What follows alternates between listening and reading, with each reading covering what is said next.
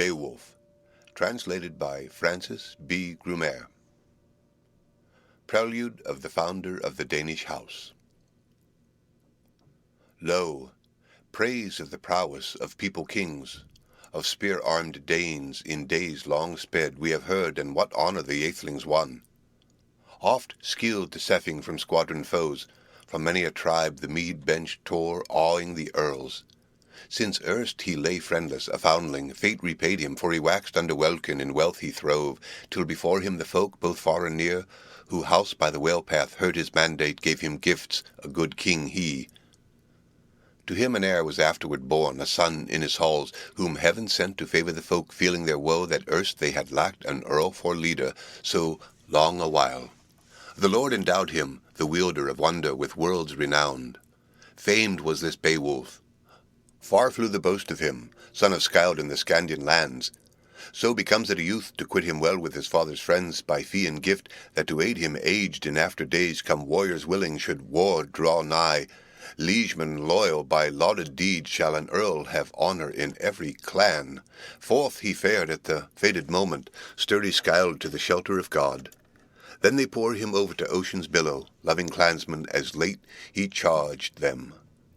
While wielded words the winsome Scyld, the leader beloved, who long had ruled in the roadstead, rocked a ring-dight vessel, ice-flecked, outbound, Atheling's barge.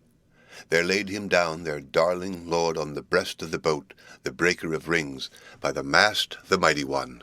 Many a treasure, fetched from far, was freighted with him.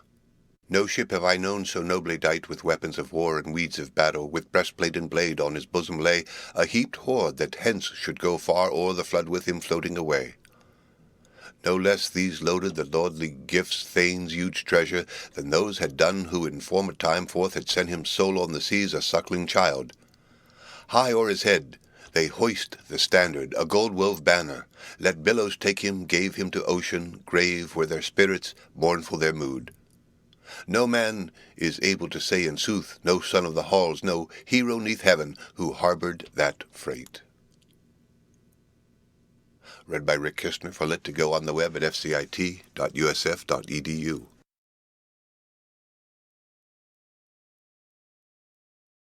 Beowulf, translated by Francis B. Grumer. 1.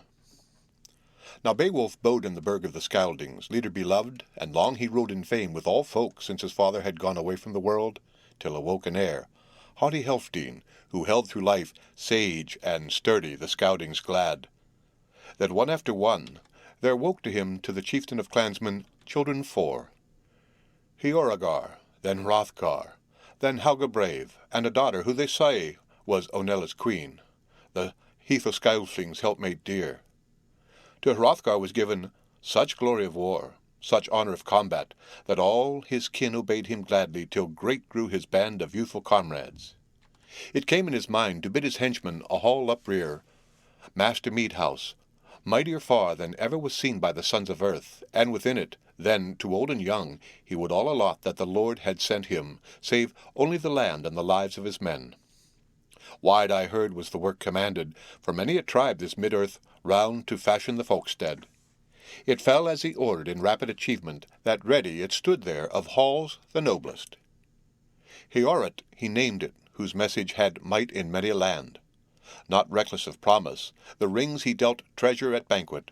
There towered the hall, high, gabled wide, the hot surge wading a furious flame. Nor far was that day when father and son-in-law stood in feud for warfare and hatred that woke again. With envy and anger, an evil spirit endured the dole in his dark abode, that he heard each day the din of revel high in the hall. There harps rang out, clear song of the singer. He sang who knew tales of the early time of man, how the Almighty made the earth fairest fields enfolded by water, set, triumphant, sun and moon for a light to lighten the land-dwellers, and braided bright the breast of earth with limbs and leaves, made life for all of mortal beings that breathe and move. So lived the clansmen in cheer and revel, a winsome life, till one began to fashion evils that field of hell. Grendel, this monster grim was called. March, river mighty, in moorland living, in fen and fastness, fief of the giants the hapless wight awhile had kept since the Creator his exile doomed. On kin of Cain was the killing avenged by sovereign God for slaughtered Abel. Ill fared his feud, and far was he driven for the slaughter's sake from sight of men. Of Cain awoke all that woeful breed, Etons and elves and evil spirits, as well as the giants that warred with God weary while, but their wage was paid them. The end of Chapter 1. Read by Rick Kistner for Lit to Go on the web at fcit.usf.edu.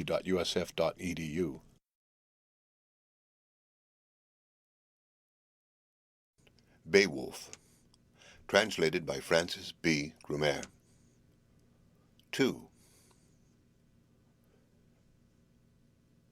Went he forth to find at fall of night that haughty house, and heed wherever the ring-danes out-revelled to rest had gone. Found within it the atheling band asleep after feasting, and fearless of sorrow of human hardship. Unhallowed wight, grim and greedy, he grasped betimes wrathful, reckless from resting places 30 of the thanes, and thence he rushed, fain of his fell spoil, faring homeward laden with slaughter his lair to seek.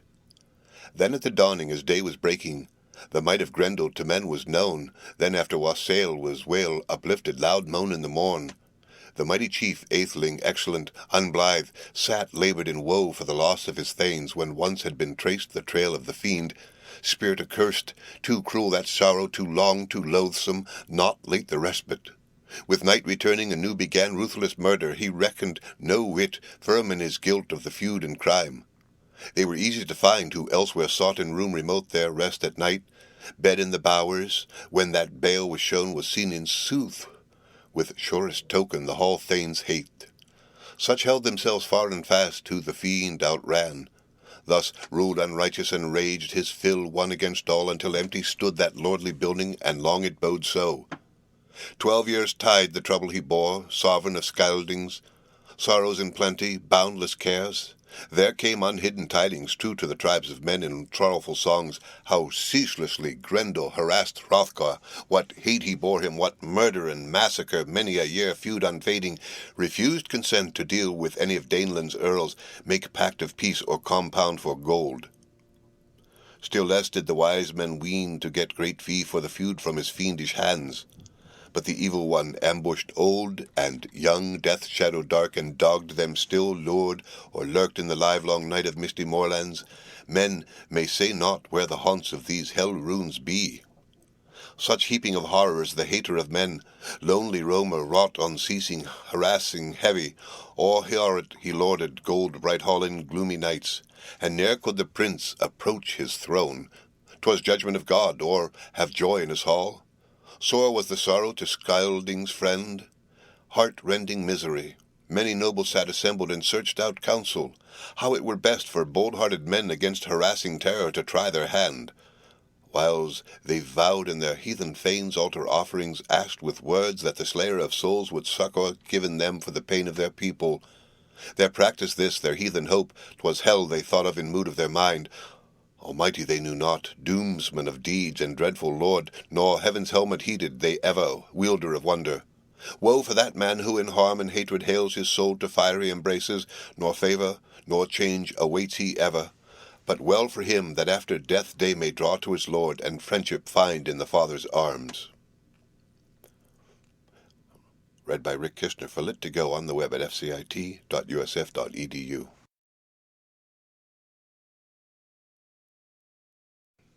Beowulf, translated by Francis B. Grumer. 3. Thus seethed unceasing the son of Healfdene with the woe of these days. Not wisest men assuaged his sorrow. Too sore the anguish, loathly and long, that lay on his folk, most baneful of burdens and bales of the night. This heard in his home Hygelaic's thane, great among Geats of Grendel's doings. He was the mightiest man of valour in that same day of this our life, stalwart and stately. A stout wave-walker he bade make ready. Yon battle-king, said he, far o'er the swan road he fain would seek the noble monarch who needed men. The prince's journey by prudent folk was little blamed, though they loved him dear. They wedded the hero and hailed good omens. And now the bold one from bands of Geats comrades chose, the keenest of warriors, ere he could find, with 14 men the seaward he sought, and sailor proved led them on to the land's confines. Time had now flown, afloat was the ship, boat under bluff. On board they climbed, warriors ready. Waves were churning sea with sand. The sailors bore on the breast of the bark their bright array, their mail and weapons. The men pushed off on its willing way the well-braced craft. Then moved o'er the waters by might of the wind that bark like a bird with breast of foam, till in seasons due on the second day the curved prow such course had run that sailors now could see the land, sea cliffs shining, steep high hills, headlands broad. Their haven was found, their journey ended. Up then quickly the Weeder's clansmen climbed ashore, anchored their seaward with armor clashing and gear of battle. God they thanked for passing in peace o'er the paths of the sea. Now saw from the cliff the scalding clansmen a warden that watched the water's side, how they bore o'er the gangway glittering shields, war gear in readiness. Wonder seized him to know what manner of men they were. Straight to the strand his steed he rode. Hrothgar's henchman with hand of might he shook his spear and spake in parley. Who are ye then, ye armed men, mailed folk, that yon mighty vessel have urged thus o'er the ocean ways, here o'er the waters? A warden, I, sentinel set o'er the sea march here, lest any foe to the folk of Danes with harrying fleet should harm the land. No aliens ever at ease thus bore them, linden wielders. Yet word of leave clearly ye lack from clansmen here, my folk's agreement. A greater ne'er saw I of warriors in world than is one of you. Yon hero in harness, no henchman he worthied by weapons, if witness his features, his peerless presence. I pray you, though, tell your folk and home, lest hence ye fair suspect to wander your way as spies in Danish land. Now dwellers afar, ocean travellers, take from me simple advice. The sooner the better I hear of the country whence ye came. Read by Rick Kistner for Lit to Go on the web at fcit.usf.edu.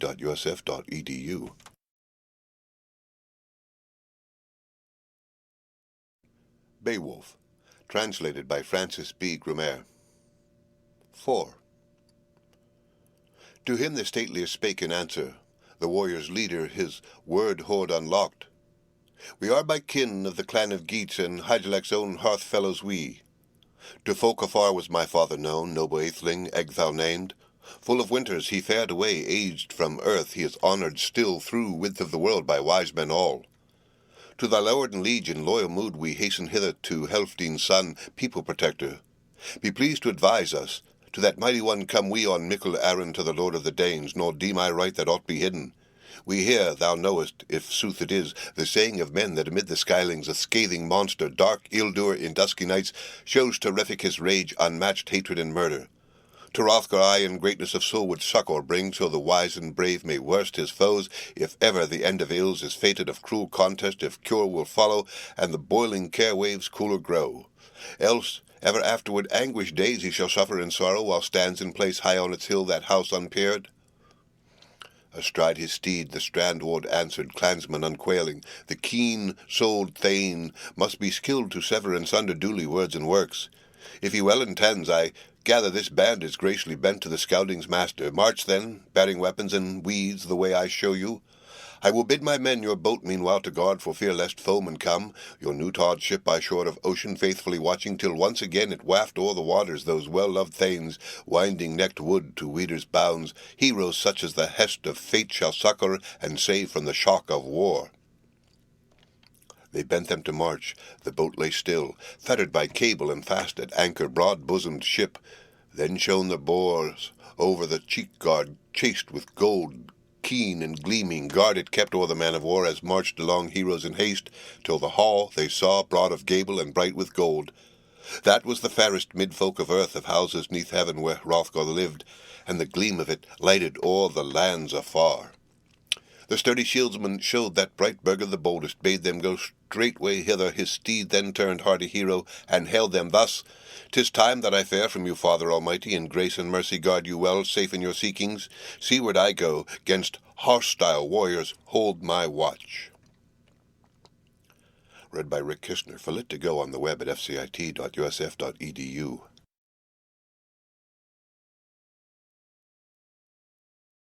Beowulf, translated by Francis B. Grumer. 5. Stone bright the street, It showed the way to the crowd of clansmen. Corselets glistened, hand-forged. Hard on their harness bright the steel ring sang as they strode along in mail of battle and marched to the hall. There, weary of ocean, the wall along they set their bucklers, their broad shields down, and bowed them to bench. The breastplates clanged, war gear of men, their weapons stacked. Spears of the seafarers stood together, grey-tipped ash, that iron band was worthily weaponed. A warrior proud asked of the heroes their home and kin. Whence now bear ye burnished shields, harness grey and helmets grim, spears in multitude? Messenger, I, Hrothgar's herald. Heroes so many ne'er met I as strangers of mood so strong. 'Tis plain that for prowess not plunged into exile for high-hearted valour Hrothgar ye seek. Him the sturdy in war bespake with words. Proud Earl of the Weders answer made, hardy neath helmet. Hygelacs we fellows at board. I am Beowulf named. I am seeking to say to the son of Helfdene this mission of mine to thy master lord the doughty prince, if he deign at all grace that we greet him, the good one, now. Wulfgar spake, the Wendel chieftain, whose might of mind to many was known, his courage and counsel. The king of Danes, the Scyldings' friend, I fain will tell the breaker of rings as the boon thou askest, the famed prince of thy faring hither, and swiftly after such answer bring as the doughty monarch may deign to give. Hide then in haste to where Hrothgar sat, white-haired and old, his earls about him, till the stout thane stood at the shoulder there, the Danish king, good courtier he.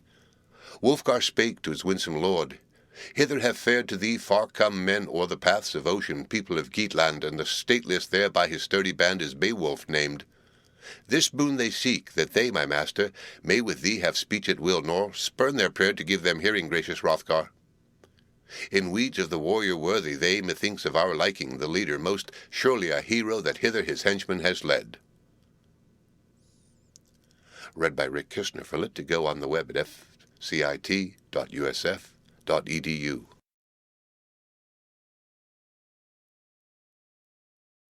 Beowulf, translated by Francis B. Grumer. 6.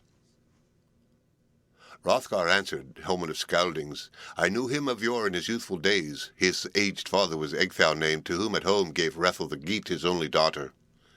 Their offspring bold fares hither to seek the steadfast friend. And seamen too have said me this, who carried my gifts to the Geatish court. Thither for thanks he has 30 men's heft of grasp, and the gripe of his hand, the bold in battle. Blessed God, out of his mercy, this man hath sent to Danes of the west, as I ween indeed against horror of Grendel. I hope to give the good youth gold for his gallant thought. Be thou in haste, and bid them hither, clan of kinsmen, to come before me. And add this word, they are welcome guests to folks of the Dane.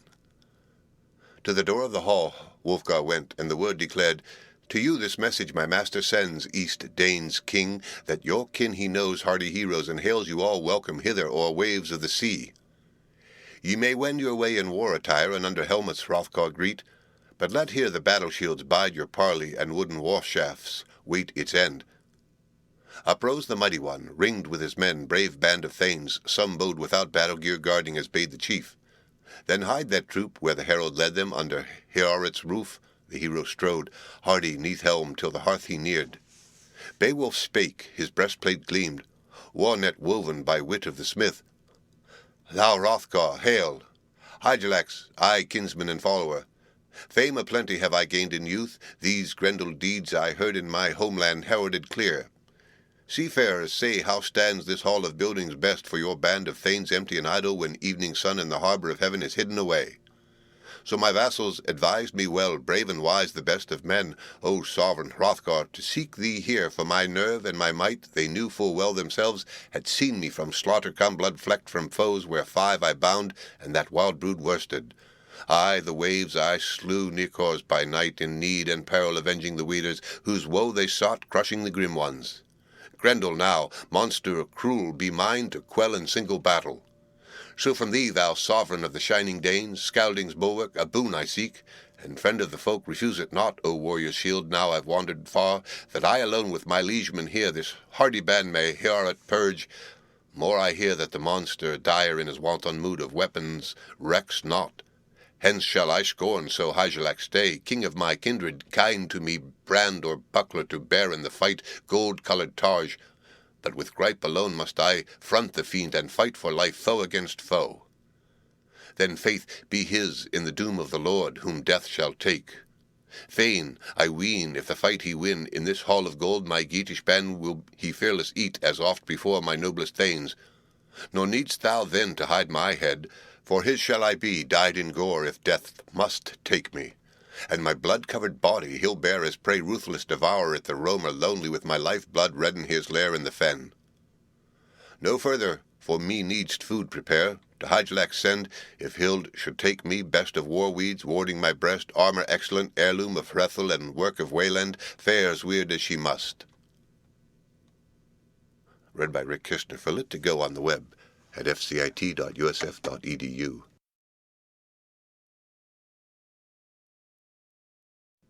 Beowulf, translated by Francis B. Grumer.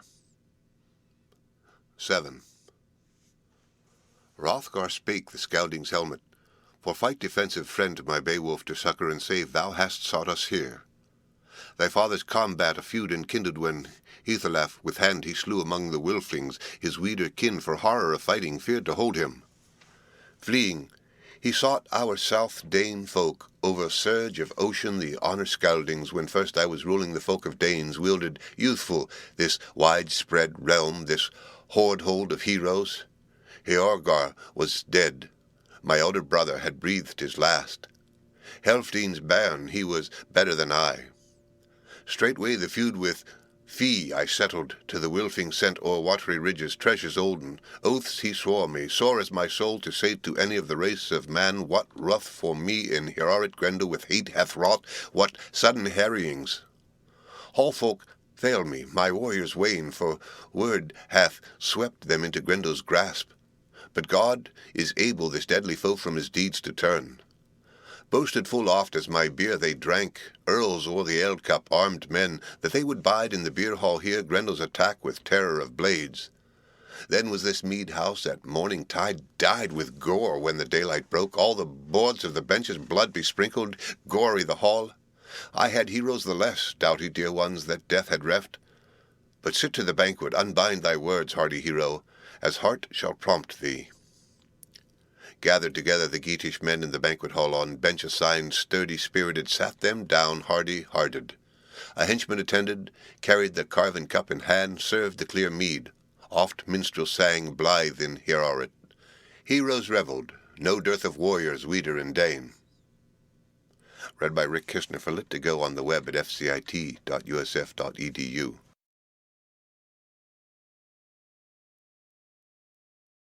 Beowulf, translated by Francis B. Grumer. 8. Unferth spake, the son of Ecglaf, who sat at the feet of the Scyldings' lord, unbound the battle runes. Beowulf's quest, sturdy seafarers, sorely galled him. Ever he envied that other men should more achieve in middle earth of fame under heaven than he himself. Art thou that Beowulf, Breaker's rival, who emulous swam on the open sea when for pride the pair of you proved the floods and wantonly dared in waters deep to risk your lives? No living man or leaf or loathe from your labour dire could you dissuade from suing the main. Ocean tides with your arms ye covered, with strenuous hands the sea streets measured, swam o'er the waters. Winter storm rolled the rough waves. In realm of sea a sea-knight strove ye, in swimming he topped thee, had more of main. Him at morning-tide billows bore to the battling Remus, whence he hied to his home, so dear beloved of his liegemen, to land of Bronding's fastness fair, where his folk he ruled town and treasure.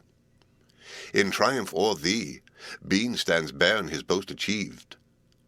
So ween I for thee a worse adventure, though in buffet of battle thou brave hast been, in struggle grim if Grendel's approach thou darest await through the watch of night. Beowulf spake, Bairn of Ecgthau, what a deal hast uttered, dear my Unferth, drunken with beer of Breca now, told of his triumph. Truth, I claim it, that I had more of might in the sea than any man else, more ocean endurance. We twain had talked in time of youth and made our boast. We were merely boys, striplings still, to stake our lives far at sea, and so we performed it. Naked swords as we swam along we held in hand, with hope to guard us against the whales. Not a whit from me could he float afar o'er the flood of waves, haste o'er the billows, nor him I abandoned. Together we twain on the tides abode 5 nights full, till the flood divided us, churning waves and chillest weather, darkling night, and the northern wind ruthless rushed on us. Rough was the surge. Now the wrath of the sea-fish rose apace, yet me 'gainst the monsters my mailed coat, hard and hand-linked, help afforded. Battle-sark braided my breast toward, garnished with gold. There grasped me firm, and haled me to bottom the hated foe with grimmest grip. 'Twas granted me, though, to pierce the monster with point of sword, with blade of battle. Huge beast of the sea was whelmed by the hurly through hand of mine. Read by Rick Kirshner. For Lit to Go on the web at fcit.usf.edu.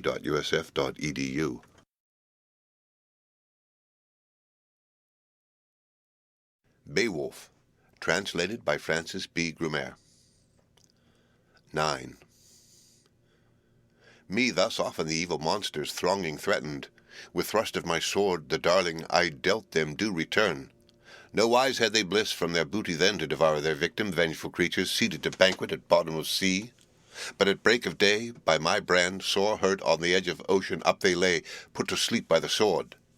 And since by them on the fathomless seaways sailor folk are never molested, light from east came bright God's beacon, the billow sank, so that I saw the sea cliff's high windy walls.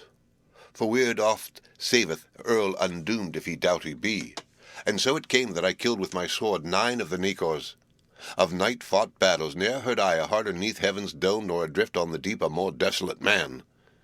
Yet I came unharmed from that hostile clutch, though spent with swimming. The sea upbore me, flood of the tide, on Finnish land, the welling waters. No wise of thee have I heard men tell such terror of falchion's bitter battle. Breaker ne'er yet, not one of you pair, in the play of war such daring deed has done at all with bloody brand. I boast not of it, though thou wast the bane of thy brethren dear, thy closest kin, whence curse of hell awaits thee, well as thy wit may serve. For I say in sooth, thou son of Eglaf, never had Grendel these grim deeds wrought. Monster dire on thy master dear, inherit such havoc, if heart of thine were as battle bold as thy boast is loud. But he has found no feud will happen from sword-clash dread of your Danish clan. He vaunts him safe from the victor Scyldings. He falses pledges, favours none of the land of Danes, but lustily murders, fights, and feasts, nor feud he dreads from spear-Dane men. But speedily now shall I prove him the prowess and pride of the Geats, shall bid him in battle. Blithe to mead go he that listeth, when light of dawn this morrow morning o'er men of earth, ether-robed sun from the south shall beam. Joyous then was the jewel-giver, hoar-haired, war-brave. Help awaited the bright Dane's prince from Beowulf hearing, folk's good shepherd such firm resolve. Then was laughter of liegemen, loud resounding. With winsome words came Wealhtheow forth, queen of Hrothgar, heedful of courtesy, gold-decked, greeting the guests in hall. And the high-born lady handed the cup first to the East Dane's heir and warden, bade him be blithe at the beer carouse the land's beloved one. Lustily took he banquet and beaker, battle-famed king. Through the hall then went the helming's lady, to younger and older everywhere carried the cup, till come the moment when the ring-graced queen, the royal-hearted, to Beowulf bore the beaker of mead. She greeted the Geats' Lord God, she thanked in wisdom words that her will was granted, that at last on a hero her hope could lean for comfort in terrors. The cup he took, hardy in hand, from Wealhtheow's hand, and answer uttered, the eager for combat. Beowulf spake, bairn of Ecgtheow, this was my thought when my thanes and I bent to the ocean and entered our boat, that I would work the will of your people fully, or fighting fall in death, in fiend's grip fast. I am firm to do an earl's brave deed, or end the days of this life of mine in the mead hall here. Well these words to the woman seemed, Beowulf's battle boast, bright with gold, the stately dame by her spouse sat down. Again, as erst began in hall warriors' wassail and words of power, the proud bands revelled, till presently the son of Helferdine hastened to seek rest for the night. He knew there waited fight for the fiend in that festal hall, when the sheen of the sun they saw no more, and dusk of night sank darkling nigh, and shadowy shapes came striding on, wan under welkin. The warriors rose. Man to man he made harangue. Hrothgar to Beowulf bade him hail, let him wield the wine-hall. A word he added. Never to any man erst I trusted, since I could heave up hand and shield this noble Dane hall, till now to thee. Have now and hold this house unpeered. Remember thy glory, thy might declare. Watch for the foe. No wish shall fail thee, if thou bidest the battle with bold won life. Read by Rick Kistner. For lit to go on the web at fcit.usf.edu.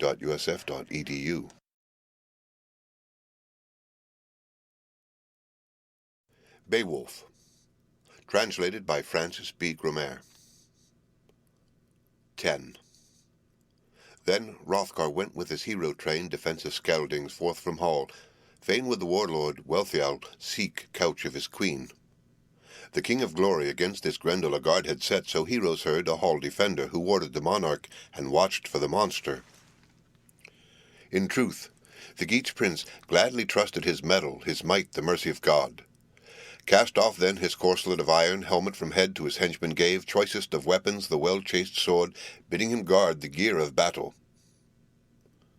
Spake then his vaunt, the valiant man, Beowulf great, ere the bed he sought.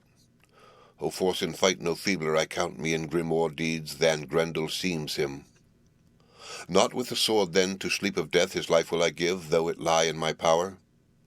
No skill is his to strike against me, my shield to hew, though he hardy be, bold in battle. We both this night shall spurn the sword if he seek me here, unweaponed, for war. Let wisest God, sacred Lord, on which side soever doom decree as he deemeth right. Reclined then the chieftain, and cheek-pillows held the head of the earl, while all about him seamen hardy on hall-beds sank. None of them thought that thence their steps to the folk and fastness that fostered them to the land they loved would lead them back. Full well they wist that on warriors many battle death seized in the banquet hall of Danish clan. But comfort and help war-wheel weaving to either folk the master gave, that, by might of one, over their enemy all prevailed by single strength. In sooth, 'tis told that highest God or humankind hath willed it ever. Thro' wan night stroding came the walker in shadow. Warriors slept, whose hest was to guard the gabled hall, all save one. 'Twas widely known that against God's will the ghostly ravager him could not hurl to haunts of darkness. Wakeful, ready with warrior's wrath, bold he bided the battle's issue. Read by Rick Kistner. For lit to go on the web at fcit.usf.edu.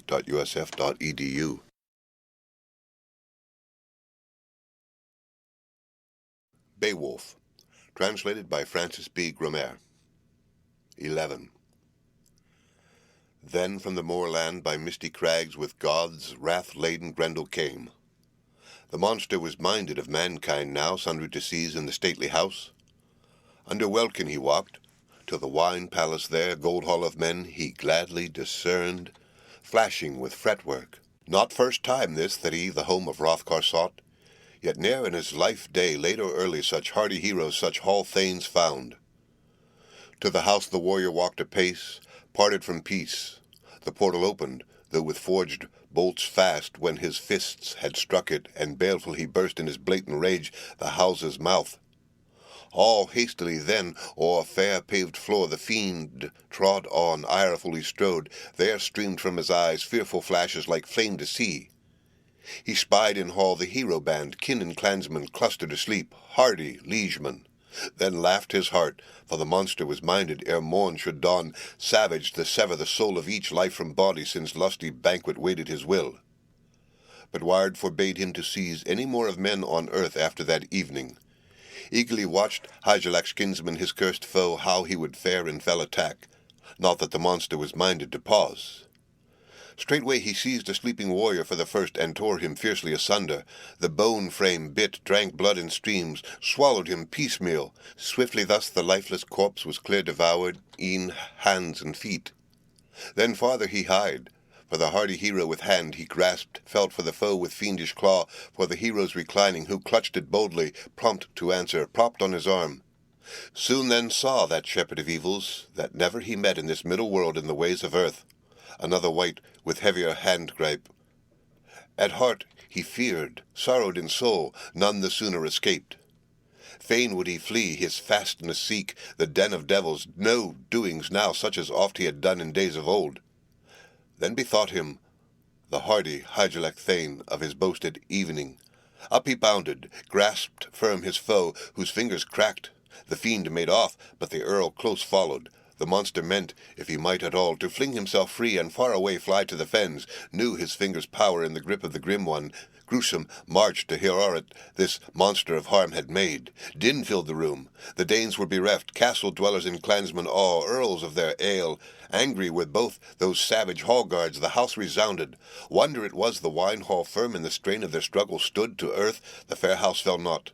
Too fast it was within and without by its iron bands craftily clamped, though there crashed from sill many a mead bench, men have told me, gay with gold, where the grim foes wrestled. So well had weened the wisest Scyldings that not ever at all might any man that bone-decked brave house break asunder, crushed by craft, unless clasp of fire and smoke engulfed it. Again uprose, din redoubled. Danes of the north with fear and frenzy were filled, each one, who from the wall that wailing heard God's foe sounding his grisly song, cry of the conquered, clamorous pain from captive of hell. Too closely held him he who of men in might was strongest in that same day of this our life. Read by Rick Kistner for Lit to Go on the web at fcit.usf.edu.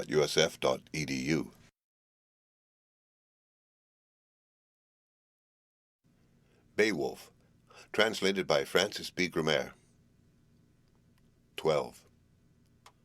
Not in any wise would the Earl's defence suffer that slaughterous stranger to live, useless deeming his days and years to men on earth. Now many an Earl of Beowulf brandished blade ancestral fain the life of their lord to shield their praised prince, if power were theirs. Never they knew, as they neared the foe, hardy-hearted heroes of war, aiming their swords on every side the accursed to kill, no keenest blade, no fairest of falchions, fashioned on earth could harm or hurt that hideous fiend. He was safe by his spells from sword of battle, from edge of iron.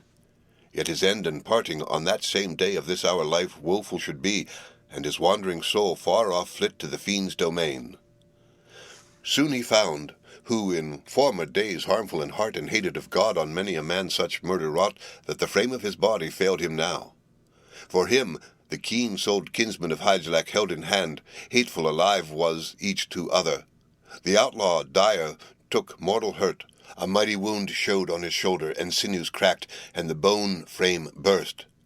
To Beowulf now the glory was given, and Grendel thence death-sick his den in the dark moor sought, noisome abode. He knew too well that here was the last of life, and end of his days on earth. To all the Danes by that bloody battle the boon had come. From ravage had rescued the roving stranger Hrothgar's hall, the hardy and wise one had purged it anew, his night work pleased him, his deed and its honour. To eastern Danes had the valiant Keat his vaunt made good, all their sorrow and ills assuaged, their bale of battle borne so long, and all the dole they erst endured pain of plenty. 'Twas proof of this when the hardy in fight a hand laid down arm and shoulder, all indeed of Grendel's grip, neath the gabled roof. Read by Rick Kistner for Lit to Go on the web at fcit.usf.edu.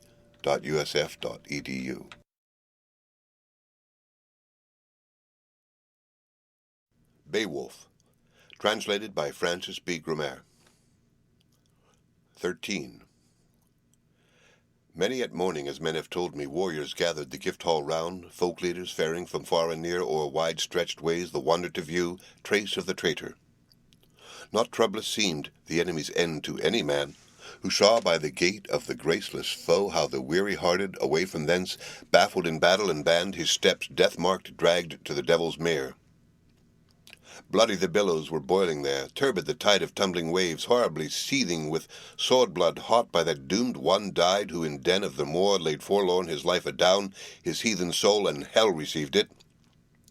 Home then rode the hoary clansmen from that merry journey, and many a youth on horses white, the hardy warriors, back from the mere.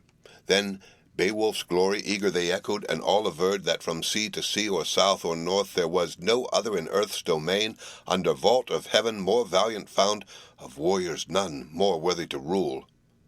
On their lord believed they laid no slight, gracious Hrothgar, a good king he.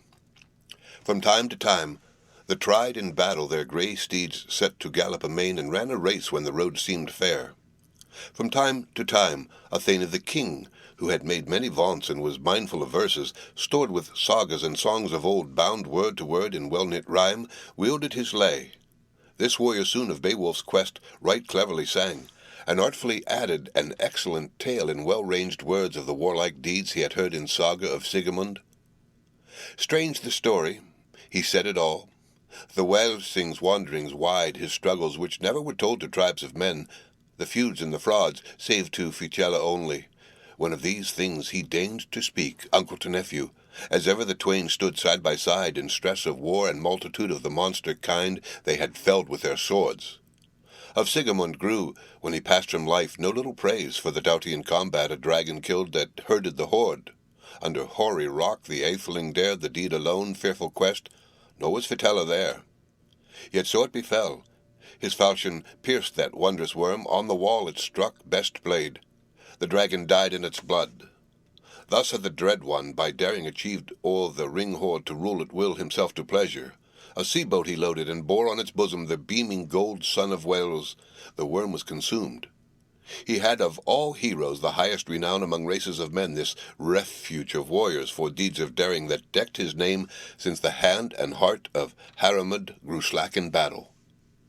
He swiftly banished to mingle with monsters at mercy of foes, to death was betrayed, for torrents of sorrow had lamed him too long, a load of care to earls and aethelings all he proved. Oft indeed in earlier days, for the warriors wayfaring wise men mourned, who had hoped of him help from harm and bale, and had thought their sovereign's son would thrive, follow his father, his folk protect, the hoard and the stronghold, heroes' land, home of Skeldings. But here Thane said, the kinsman of Hygelac kinder seemed to all. The other was urged to crime, and afresh to the race, the fallow roads by swift steeds measured. The morning sun was climbing higher.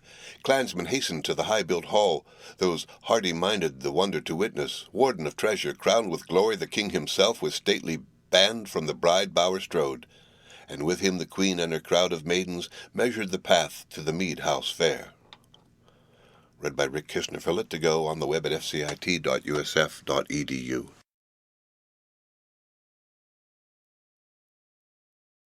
Beowulf, translated by Francis B. Grumer. 14. Hrothgar spake. To the hall he went, stood by the steps, the steep roof saw, garnished with gold, and Grendel's hand. For the sight I see, to the sovereign ruler be speedy thanks. A throng of sorrows I have borne from Grendel, but God still works, wonder on wonder, the warden of glory.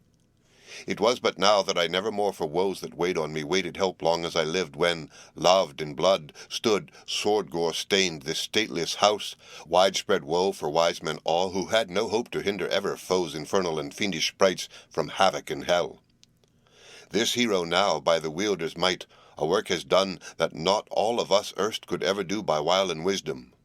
Lo, well can she say, whomso of women this warrior bore among sons of men, if still she liveth, that the God of the ages was good to her in the birth of her bairn.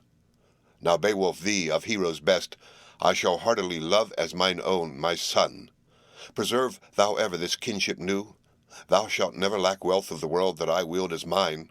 Full oft for less have I largesse showered my precious hoard on a punier man less stout in struggle. Thyself hast now fulfilled such deeds that thy fame shall endure through all the ages. As ever he did, well may the wielder reward thee still. Beowulf spake. Bairn of Ecgtheow, this work of war most willingly we have fought, this fight and fearlessly dared force of the foe. Fain too, were I hadst thou but seen himself what time the fiend in his trappings tottered to fall. Swiftly, I thought, in strongest gripe on his bed of death to bind him down, that he and the hent of this hand of mine should breathe his last. But he broke away. Him I might not, the Maker willed not, hinder from flight, and firm enough hold the life-destroyer. Too sturdy was he, the ruthless in running. For rescue, however, he left behind him his hand in pledge, arm and shoulder, nor aught of help could the cursed one thus procure at all. None the longer liveth he, loathsome fiend, sunk in his sins, but sorrow holds him tightly grasped in gripe of anguish and baleful bonds, where bide he must, evil outlaw, such awful doom as the mighty Maker shall mete him out.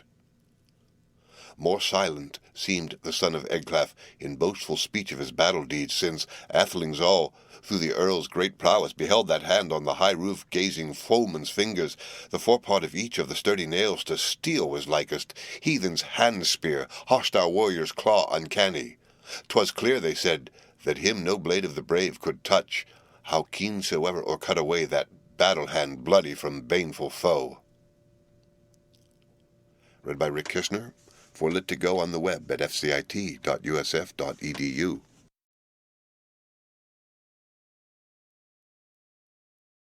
Beowulf, translated by Francis B. Grumer. 15. There was hurry and hest in Heorot now, for hands to bedeck it, and dense was the throng of men and women, the wine hall to cleanse, the guest room to garnish.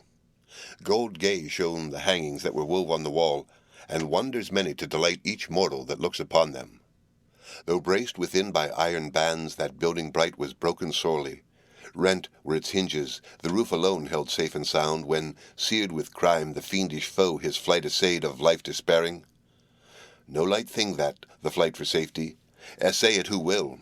Forced of fate, he shall find his way to the refuge ready for race of man, for sole possessors and sons of earth, and there his body on bed of death shall rest after revel.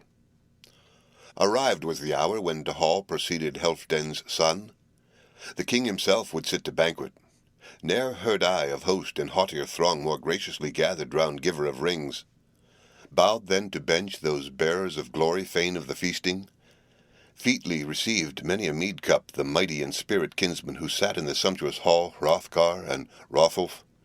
Heorot now was filled with friends, the folk of Scyldings, ne'er yet had tried the traitor's deed. To Beowulf gave the Baron of Healfdene a gold-wove banner, guerdon of triumph, broidered battle-flag, breastplate and helmet, and a splendid sword was seen of many borne to the brave one. Beowulf took cup in hall, for such costly gifts he suffered no shame in that soldier throng. For I heard of few heroes in heartier mood with 4 such gifts, so fashioned with gold, on the ale-bench honouring others thus. O'er the roof of the helmet high, a ridge wound with wires kept ward o'er the head, lest the relict of files should fierce invade sharp in the strife, when that shielded hero should go to grapple against his foes. Then the earl's defence on the floor bade lead coursers 8, with carven headgear adown the hall. One horse was decked with a saddle all shining and set in jewels. 'Twas the battle seat of the best of kings, when to play of swords the son of Healfdene was fain to fare. Ne'er failed his valour in the crush of combat when corpses fell.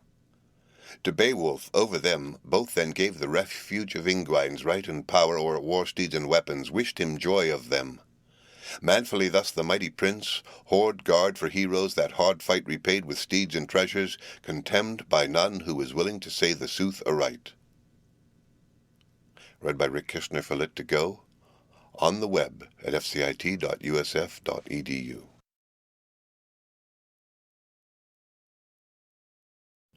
Beowulf, translated by Francis B. Grumer. 16.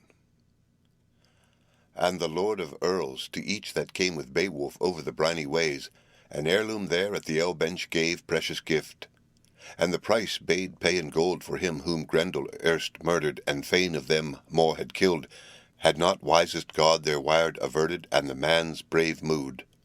The Maker then ruled humankind as here and now. Therefore is insight always best, and forethought of mind. How much awaits him of lief and of loath, who long time here, through days of warfare, this world endures.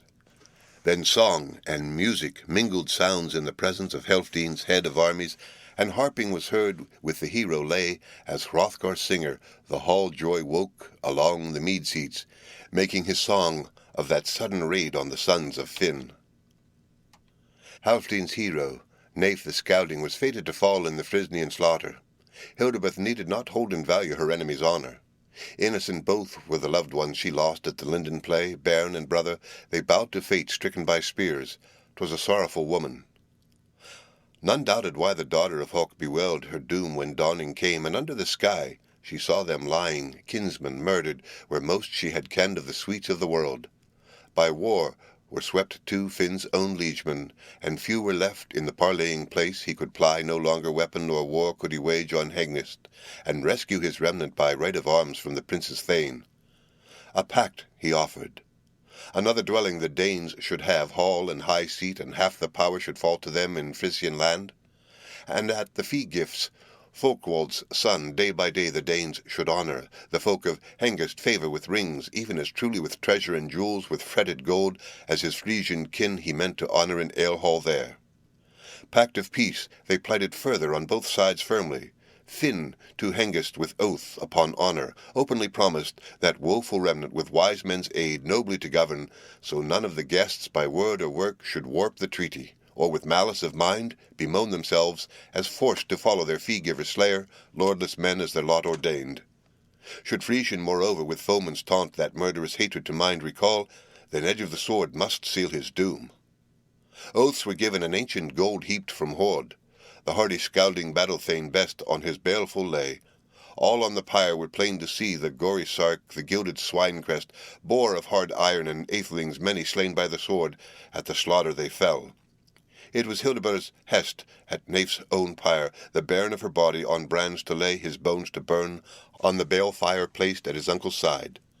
In sorrowful dirges bewept them the women, great wailing ascended. Then wound up to welkin the wildest of death fires, roared o'er the hillock, heads all were melted, gashes burst, and blood gushed out from bites of the body. Bale fire devoured greediest spirit, those spared not by war out of either folk, their flower was gone. Read by Rick Kistner. For Lit to Go on the web at fcit.usf.edu.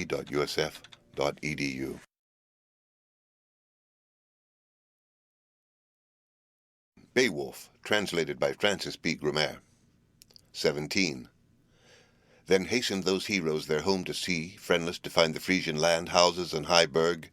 Hengist, still, through the death-dyed winter, dwelt with Finn, holding pact, yet of home he minded, though powerless his ring-decked prow to drive over the waters. Now waves rolled fierce, lashed by the winds, or winter locked them in icy fetters. Then fared another year to men's dwellings, as yet they do, the sun-bright skies, that their season over duly await. Far off winter was driven, fair lay earth's breast, and fain was the rover the guest to depart, though more gladly he pondered on wreaking his vengeance than roaming the deep, and how to hasten the hot encounter where sons of the Frisians were sure to be. So he escaped not the common doom when Hun with Leifing the light of battle best of blades his bosom pierced, its edge was famed with the Frisian earls. On fierce heart Finn there fell likewise on himself at home the horrid sword death. For Gunthlaf and Oslaf of grim attack had sorrowing told, from seaways landed mourning their woes, Finn's wavering spirit bode not in breast. The burg was reddened with blood of foemen, and Finn was slain, king amid clansmen. The queen was taken to their ship, the scouting warriors bore all the chattels the chieftain owned, whatever they found in Finn's domain of gems and jewels. The gentle wife o'er paths of the deep to the Danes they bore, led her to her land. The lay was finished, the gleeman's song. Then glad rose the revel, bench joy brightened, bearers draw from their wonder-vats wine. Comes wealthy owl forth under gold crown, goes where the good pair sit, uncle and nephew, true each to the other one, kindred in amity.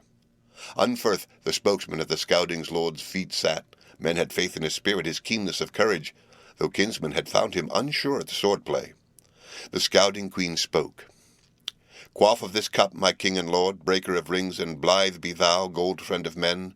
To the Geats here speak such words of mildness as man should use. Be glad with thy Geats, of those gifts be mindful, or near or far, which now thou hast. Men say to me, as son thou wishest yon hero to hold.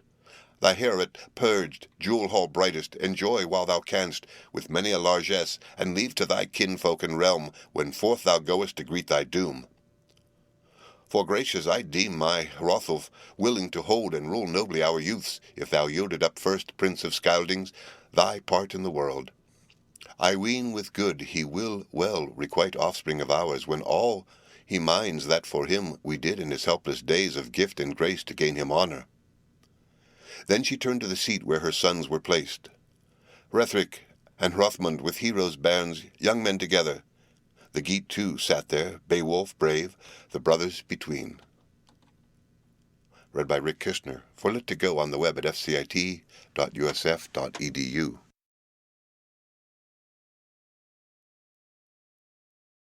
Beowulf, translated by Francis B. Grimmere. 18. A cup she gave him with kindly greeting and winsome words. Of wounden gold she offered, to honour him, arm jewels twain, corselet and rings, and of collars the noblest that ever I knew the earth around. Ne'er heard I so mighty neath heaven's dome, a hoard gem of heroes since Hama born to his bright built burg, the Brising's necklace, jewel, and gem casket. Jealousy fled he, Eormenric's hate, chose help eternal. Hygelac, Geat, grandson of Swerting, on the last of his raids this ring bore with him, under his banner the booty defending, the war spoil warding. But Wyard o'erwhelmed him, what time in his daring dangers he sought, feud with Frisians. Fairest of gems he bore with him, o'er the beaker of waves, sovereign strong, under shield he died. Fell the corpse of the king into keeping of Franks, gear of the breast, and that gorgeous ring. Weaker warriors won the spoil after gripe of battle from Geatland's lord, and held the death field. Din rose in hall. Wealhtheow spake amid warriors, and said, This jewel and joy in thy jocund youth, Beowulf loved these battle weeds wear, a royal treasure and richly thrive. Preserve thy strength, and these striplings here counsel in kindness. Requital be mine. Hast done such deeds that for days to come thou art famed among folk both far and near, so wide as washeth the wave of ocean his windy walls. Through the ways of life prosper, O Prince. I pray for thee rich possessions. To son of mine be helpful indeed, and uphold his joys. Here every earl to the other is true, mild of mood to the master loyal. Thanes are friendly, the throng obedient, liegemen are revelling, list and obey. Went then to her place, that was proudest of feasts. Flowed wine for the warriors, wired they knew not, destiny dire, and the doom to be seen by many an earl when eve should come, and Hrothgar homeward hasten away royal to rest. The room was guarded by an army of earls, as erst was done. They bared the bench boards, abroad they spread beds and bolsters. One beer carouser in danger of doom lay down in the hall. At their heads they set their shields of war, bucklers bright. On the bench, were there over each atheling easy to see, the high battle helmet, the haughty spear, the corslet of rings. 'Twas their custom so ever to be for battle prepared, at home or harrying, which it were, even as oft as evil threatened their sovereign king, they were clansmen good. Read by Rick Kishner for Lit2Go on the web at fcit.usf.edu.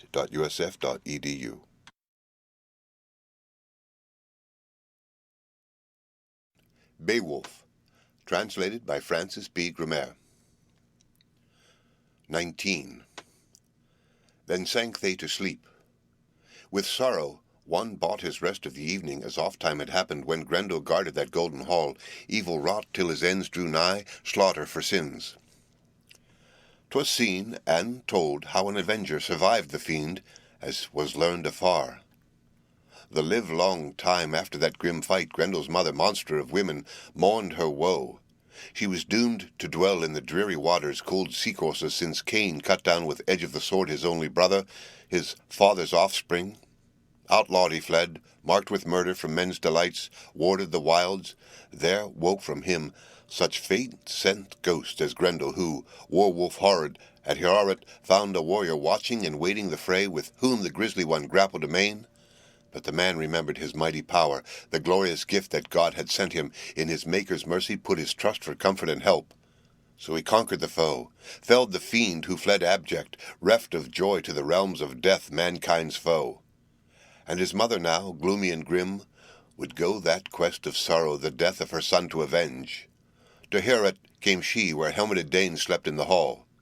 Too soon came back old ills of the earls, when in she burst, the mother of Grendel, less grim though that terror, e'en as terror of women in war is less, might of maid than of men in arms, when, hammer-forged, the falchion hard, sword gore-stained, through swine of the helm, crested with keen blades carved amain.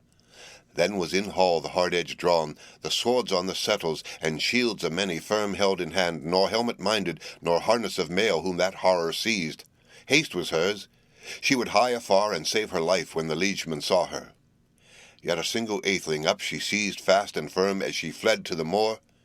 He was for Hrothgar of heroes the dearest, of trusty vassals betwixt the seas, whom she killed on his couch, a clansman famous in battle brave. Nor was Beowulf there. Another house had been held apart after giving of gold for the great renowned. Uproar filled Heorot. The hand all had viewed, blood-flecked she bore with her. Bale was returned, dole in the dwellings. 'Twas dire exchange where Dane and Geat were doomed to give the lives of loved ones. Long-tried king the hoary hero at heart was sad, when he knew his noble no more lived, and dead indeed was his dearest thane. To his bower was Beowulf brought in haste, dauntless victor.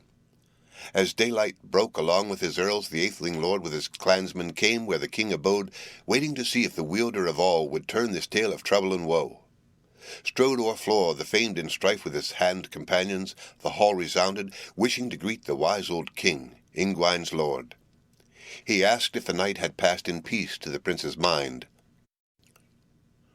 Read by Rick Kishner, for Lit to Go on the web at fcit.usf.edu.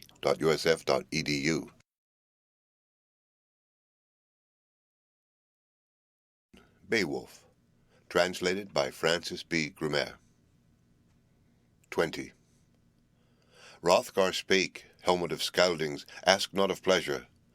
Pain is renewed to Danish folk. Dead is Aesker of Yermanlaf, the elder brother, my sage adviser and stay in council, shoulder comrade in stress of fight when warriors clashed and we warded our heads, hewed the helm bores. Hero, famed should be every earl as Aesker was. But here in Herit, a hand hath slain him of wandering death sprite. I wot not whither, proud of the prey her path she took, fain of her fill. The feud she avenged that yesternight, unyieldingly Grendel in grimmest grasp thou kill'st, seeing how long these liegemen mine he ruined and ravaged. Reft of life, in arms he fell. Now another comes, keen and cruel, her kin to avenge, faring far in feud of blood, so that many a thane shall think, whoe'er sorrows in soul for that sharer of rings, this is hardest of heart bales. The hand lies low that once was willing each wish to please. Land-dwellers here and liegemen mine who house by those parts, I have heard relate that such a pair they have sometimes seen. March-stalkers, mighty the moorland haunting, wandering spirits. One of them seemed, so far as my folk could fairly judge, of womankind, and one accursed in man's guise trod the misery track of exile, though huger than human bulk. Grendel in days long gone they named him, folk of the land. His father they knew not, nor any brood that was born to him of treacherous spirits. Untrod is their home, by wolf cliffs haunt, they and windy headlands, fenways fearful, where flows the stream from mountains gliding to gloom of the rock's underground flood. Not far is it hence in measure of miles that the mere expands, and o'er it the frost-bound forest hanging, sturdily rooted, shadows the wave. By night is a wonder weird to see fire on the waters, so wise lived none of the sons of men to search those depths. Nay, though the heath rover harried by dogs the horn-proud hart, this holt should seek long distance driven, his dear life first on the brink he yields ere he brave the plunge to hide his head. 'Tis no happy place. Thence the welter of waters washes up wan to welkin when winds bestir evil storms and air grows dusk and the heavens weep. Now is help once more with thee alone. The land thou know'st not, place of fear, where thou findest out that sin-flecked being? Seek if thou dare. I will reward thee for waging this fight with ancient treasures as erst I did with winding gold if thou winnest back. Read by Rick Kishner, for Lit to Go on the web at fcit.usf.edu.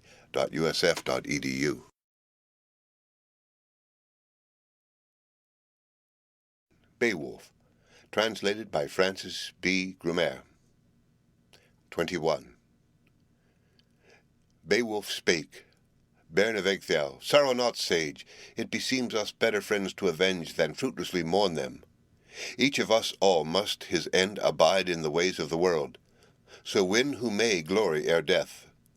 When his days are told, that is the warrior's worthiest doom. Rise, O realm warder, ride we anon and mark the trail of the mother of Grendel. No harbour shall hide her. Heed my promise. Enfolding of field or forested mountain, or floor of the flood, let her flee where she will. But thou this day endure in patience, as I ween thou wilt, thy woes each one. Leaped up the greybeard, God he thanked, mighty lord, for the man's brave words. For Hrothgar soon a horse was saddled, wave-maned steed, the sovereign wise stately rode on.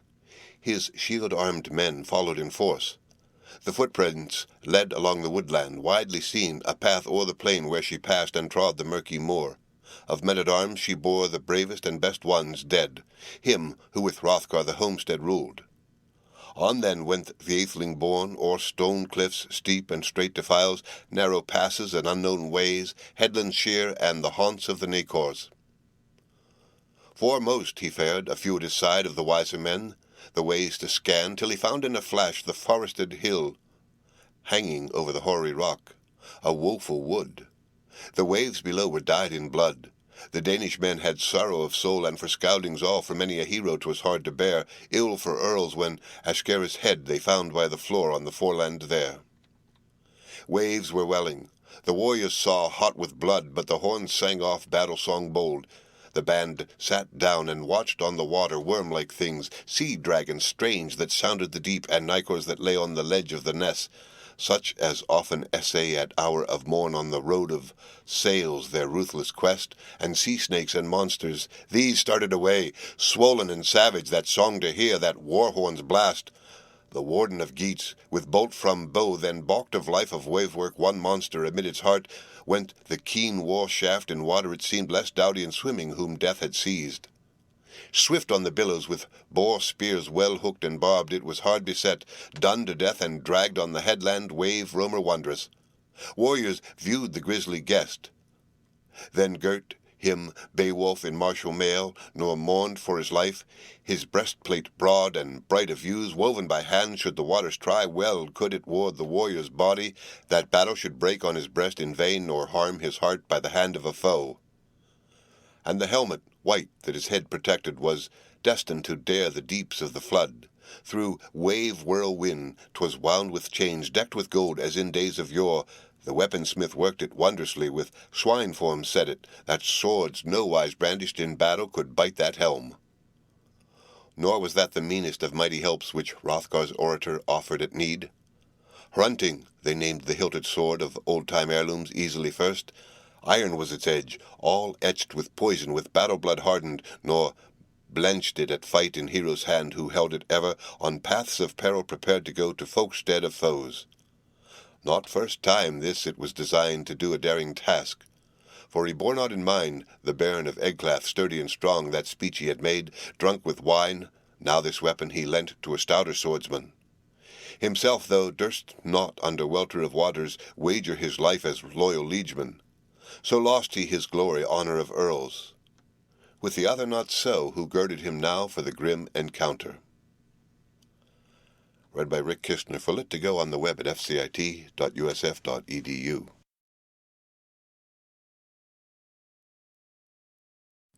Beowulf. Translated by Francis B. Grumer. 22. Beowulf spake, Bairn of Ecgtheow. Have mind, thou honoured offspring of Healfdene, gold friend of men. Now I go on this quest, sovereign wise, what once was said. If in thy cause it came that I should lose my life, thou wouldst loyal bide to me, though fallen in father's place. Be guardian thou to this group of my thanes, my warrior friends, if war should seize me. And the goodly gifts thou gavest me, Hrothgar beloved, to Hygeic send. Geatland's king may ken by the gold, Hrethel's son see when he stares at the treasure, that I got me a friend for goodness famed, and joyed while I could in my jewel bestower. And let Unferth wield this wondrous sword, Earl, far honoured, this heirloom precious, heart of edge. With Hrunting I seek doom of glory, or death shall take me. After these words, the Weeder great lord boldly hastened, biding never answer at all. The ocean floods closed o'er the hero, long while of the day fled ere he felt the floor of the sea. Soon found the fiend, who the flood domain sword-hungry held these 100 winters, greedy and grim, that some guest from above, some man, was raiding her monster realm. She grasped out for him with grisly claws, and the warrior seized, yet scathed she not his body hale. The breastplate hindered as she strove to shatter the sark of war, the linked harness with loathsome hand. Then bore this brine wolf, when bottom she touched, the Lord of Rings to the lair she haunted, whiles vainly he strove, though his valour held weapon to wield against wondrous monsters that sore beset him. Sea beasts many tried with fierce tusks to tear his mail, and swarmed on the stranger. But soon he marked he was now in some hall, he knew not which, where water never could work him harm, nor through the roof could reach him ever fangs of the flood. Firelight he saw, beams of a blaze that brightly shone. Then the warrior was ware of that wolf of the deep, mere wife monstrous. For mighty stroke he swung his blade, and the blow withheld not. Then sang on her head that seemly blade its war-song wild. But the warrior found the light of battle was loath to bite, to harm the heart, its hard edge failed the noble at need, yet had known of old strife hand to hand, and had helmets cloven, doomed men's fighting gear. First time this, for the gleaming blade that its glory fell. Firm still stood nor failed in valour, heedful of high deeds, Hygelac's kinsman. Flung away fretted sword, featly jewelled the angry earl. On earth it lay, steel-edged and stiff, his strength he trusted, hand-grip of might. So man shall do whenever in war he weens to earn him lasting fame, nor fears for his life. Seized then by shoulder, shrank not from combat the Geatish war-prince Grendel's mother. Flung then the fierce one, filled with wrath his deadly foe, that she fell to the ground. Swift on her part she paid him back with grisly grasp, and grappled with him. Spent with struggle, stumbled the warrior, fiercest of fighting men, fell adown. On the hall guest she hurled herself, and her short sword, broad and brown-edged, the bairn to avenge the sole-born son. On his shoulder lay braided breast-mail, barring death, withstanding entrance of edge or blade. Life would have ended for Ecgtheow's son under wide earth for that Earl of Geats, had his armour of war not aided him, battle-net hard, and holy God wielded the victory, wisest maker. The Lord of Heaven allowed his cause, and easily rose the Earl erect. Read by Rick Kishner for Lit to Go on the web at fcit.usf.edu.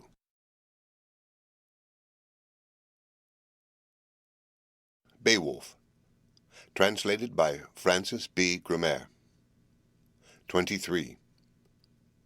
Mid the battle gear saw he a blade triumphant, old sword of Ayrton's, with edge of proof, warrior's heirloom, weapon unmatched. Save only 'twas more than other men to bandy of battle could bear at all, as the giants had wrought it, ready and keen. Seized then its chain hilt the Scyldings' chieftain, bold in battle grim, brandished the sword reckless of life, and so wrathfully smote that it gripped her neck and grasped her hard, her bone rings breaking, the blade pierced through that fated one's flesh. To floor she sank, bloody the blade, he was blithe of his deed. Then blazed forth light, 'twas bright within as when from the sky there shines unclouded heaven's candle. The hall he scanned. By the wall then when he his weapon raised, high by its hilts the Hygelac thane, angry and eager. That edge was not useless to the warrior now. He wished with speed Grendel to guerdon for grim raids many, for the war he waged on western Danes, oftener far than an only time, when of Hrothgar's hearth companions he slew in number and sleep devoured 15 men of the folk of Danes, and as many others outward bore his horrible prey. Well paid for that the wrathful prince. For now, prone, he saw Grendel stretched there, spent with war, spoiled of life, so scathed had left him Heorot's battle. The body sprang far when after death it endured the blow, sword stroke savage that severed its head. Soon then saw the sage companions who waited with Hrothgar, watching the flood, that the tossing waters turbid grew, blood-stained the mare. Old men together, hoary-haired, of the hero spake. The warrior would not, they weened, again proud of conquest, come to seek their mighty master. To many it seemed the wolf of the waves had won his life. The 9th hour came. The noble Scyldings left the headland. Homeward went the gold friend of men, but the guests sat on, stared at the surges, sick in heart, and wished, yet weened not, their winsome lord again to see. Now that sword began, from blood of the fight, in battle droppings war-blade to wane, 'twas a wondrous thing, that all of it melted, as ice is wont when frosty fetters the father loosens, unwinds the wave bonds, wielding all seasons and times, the true God he. Nor took from that dwelling the Duke of the Geats, save only the head, and that hilt withal blazoned with jewels, the blade had melted. Burned was the bright sword, her blood was so hot, so poisoned the hell-sprite who perished within there. Soon he was swimming, who safe saw in combat downfall of demons, up-dove through the flood.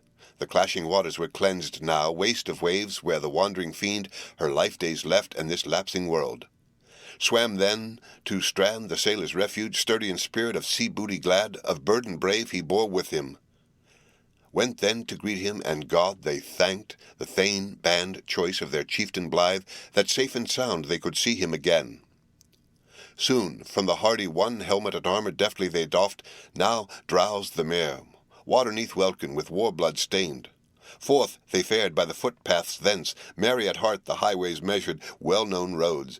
Courageous men carried the head from the cliff by the sea, an arduous task for all the band, the firm in fight since 4 were needed on the shaft of slaughter, strenuously to bear to the gold hall Grendel's head. So presently to the palace there foemen fearless 14 Geats marching came, their master of clan mighty amid them the meadow ways trod. Strode then within the sovereign thane, fearless in fight of fame renowned, hardy hero Hrothgar to greet. And next by the hair into hall was borne Grendel's head, where the henchmen were drinking, and awe to clan and queen alike, a monster of marvel, the men looked on. Read by Rick Kistner for Lit2Go on the web at fcit.usf.edu.